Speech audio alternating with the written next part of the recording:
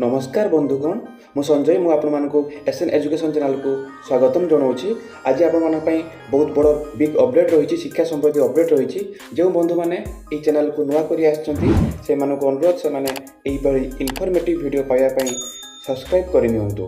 चलो देखा कौन अपडेट रही। बढ़ुची छात्री और महिला कर्मचारी सुरक्षा चिंता शिक्षानुष्ठान गठन होनी आईसीएसई भुवनेश्वर उच्च शिक्षानुष्ठान बढ़ुचे छात्री और महिला कर्मचारी सुरक्षा चिंता कैंपस रे असुरक्षित थिबा नै विभिन्न समय रे अभियोग आसुची। खोद अध्यापक माने निर्यातना देवा खबर चिंता बढ़ाऊची। छात्री और महिला सुरक्षा को नहीं समस्त बेफिकर समस्त शिक्षानुष्ठान रे आभ्यंतरीण अभियोग कमिटी गठन करने बाध्यतामूलक होइथिया बेले उच्च शिक्षा विभाग केवल निर्देश दे चुप बसी पड़ी। नियम न मानिले कार्यानुष्ठान चेतावनी देइथिले हैं विभाग एजाए यार तदारख मध्य करिनाही। फल राज्यर अधारू अधिक शिक्षानुष्ठान आईसीएसई गठन होई नाही। गणित रे 81 एमपी गुरुवार मैट्रिक परीक्षार तृतीय दिन में गणित परीक्षा शेष होईछि।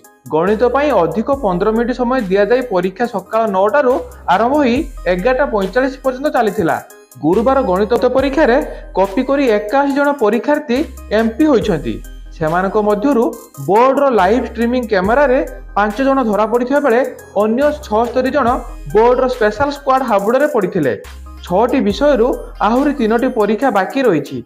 अवशिष्ट परीक्षा समय रे कौनसी केन्द्र रे जेपरि विभ्राट न हेबो से दिगरे बोर्ड धरपकड़ जारी रखुची। परीक्षा केन्द्र रे कौनसी अनियमितता को बर्दाश्त करा जिवो नाही बोली बोर्ड सभापति श्रीकांत तराई कहिसंती। कनियर मंजी खाई 4 छात्र छात्री गुरुतर विद्यालय में पाठपढ़ा चली बेले बाहर को आसी कौतूहल बसत कनियर फलर मंजी खाईदे।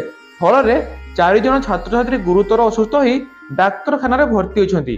अभावन घटना घटी भद्रक जिला चांदबाली ब्लॉक रे गोटे समय रे एकाधिक नियुक्ति परीक्षा चिंतार परीक्षार्थी तारीख घुंचाइबा दाबी। मार्च 8 और 9 तारीख रे 4टी नियुक्ति परीक्षा अनुष्ठित होबाकू जाउछि। पीएफ कनेस्टेबल नियुक्ति पई मार्च 2 रु 20 मध्य रे परीक्षा अनुष्ठित होबाकू थिबारु 26 तारीख रे एडमिट कार्ड प्रकाश पाई सारछि।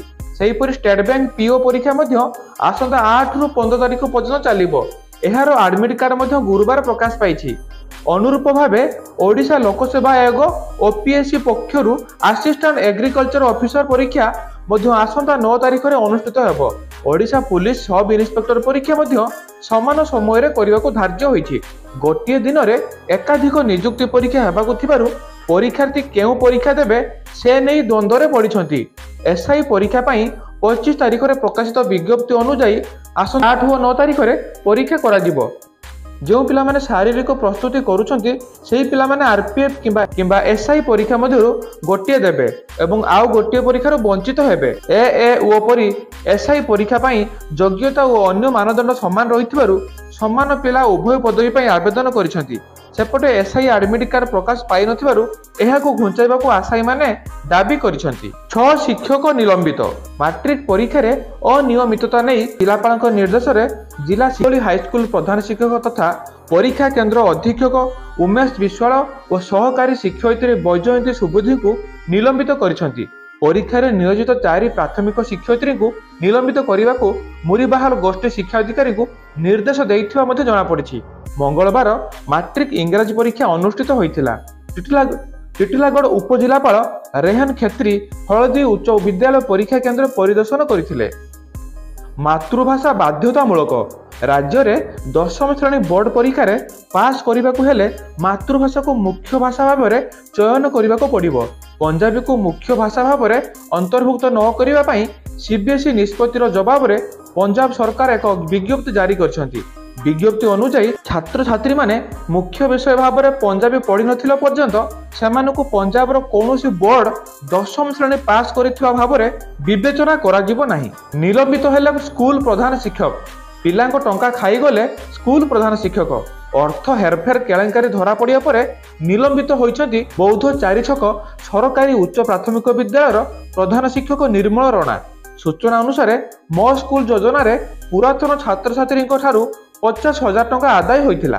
पुणी मा हेले 10म छात्री जाजपुर जिला बरी शिक्षा मंडल अधीनस्थ सरकारी पंचायत हाईस्कूल रामपुर जैनक 10वीं श्रेणी नाबालिका छात्री ପ୍ରସବ କରିଛନ୍ତି।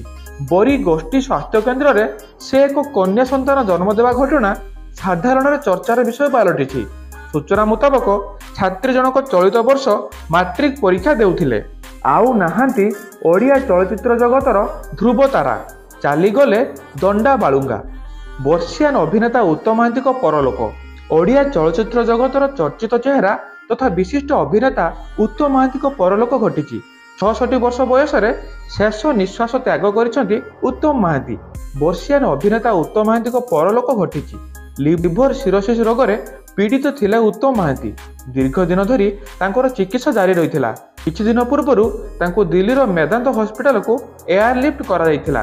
ଦିଲ୍ଲୀର ମେଦାନ୍ତ ହସ୍ପିଟାଲରେ ତାଙ୍କର ଚିକିତ୍ସା ଚାଲିଥିଲା, କିନ୍ତୁ ଡାକ୍ତରଙ୍କ ସମସ୍ତ ପ୍ରଚେଷ୍ଟା ସତ୍ତ୍ୱେ ଉତ୍ତମ ମହାନ୍ତିଙ୍କୁ ବଞ୍ଚାଇବା ସମ୍ଭବପର ହୋଇନାହିଁ। ଉତ୍ତମ ମହାନ୍ତିଙ୍କ ପରଲୋକରେ ଓଡ଼ିଶା କଳା ଜଗତରେ ଶୋକର ଛାୟା ଖେଳିଯାଇଛି।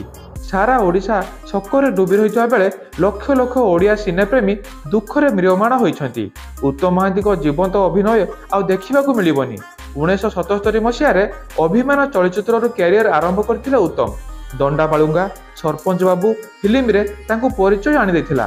ଚିହ୍ନା ଅଚିହ୍ନା, ନିଝୁମ ରାତିର ସାଥୀ, ଅକ୍ଷୟ ତୃତୀୟା, ଆରତୀ, ଦେବଯାନୀ, ଅସ୍ତରଙ୍ଗ, ଦେଖ ଖବର, ରଖ ନଜର, ଜ୍ୱାଇଁ ପୁଅ, ଅଭିଳାଷ, ଝିଅଟି ସୀତାପରୀ, ରାମ ରହିମ, ଯାଇ ଫୁଲ, ଜନନୀ, ଚକା ଭଉଁରୀ, ଜଗା ହାତରେ ପଘା, ମମତା ମାଗେ ମୂଲ, ପଳାତକ, ପୂଜା ଫୁଲ, ସମୟ ବଡ଼ ବଳବାନ, ଶଙ୍ଖା ସିନ୍ଦୁର, ସହରୀ ବାଘ, ସତ କେବେ ଲୁଚି ରହେନା, ଚକା ଆଖି ସବୁ ଦେଖୁଛି, ଫୁଲ ଚନ୍ଦନ, ସୁନା ଚଢ଼େଇ, ତୁଣ୍ଡ ବାଇଦ, ଯାହାକୁ ରଖିବେ ଅନନ୍ତ, ପୁଅ ମୋର କଳା ଠାକୁର ଆଦି ଚଳଚ୍ଚିତ୍ରରେ ଛାପ ଛାଡ଼ିଛନ୍ତି ସ୍ୱର୍ଗୀୟ ଉତ୍ତମ ମହାନ୍ତି। ଆଜି ପାଇଁ ନ୍ୟୁଜ୍ ଅପଡେଟ୍ ଏତିକିରେ ସମାପ୍ତ ହେଉଛି। ଆପଣମାନଙ୍କୁ ନ୍ୟୁଜ୍ ଅପଡେଟ୍ କେମିତି ଲାଗିଲା ନିଶ୍ଚିତ କମେଣ୍ଟ ମାଧ୍ୟମରେ ଜଣାଇବେ।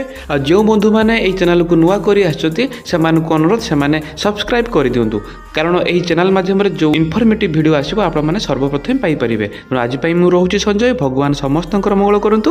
ଜୟ ଜଗନ୍ନାଥ। ବନ୍ଦେ ଉତ୍କଳ ଜନନୀ।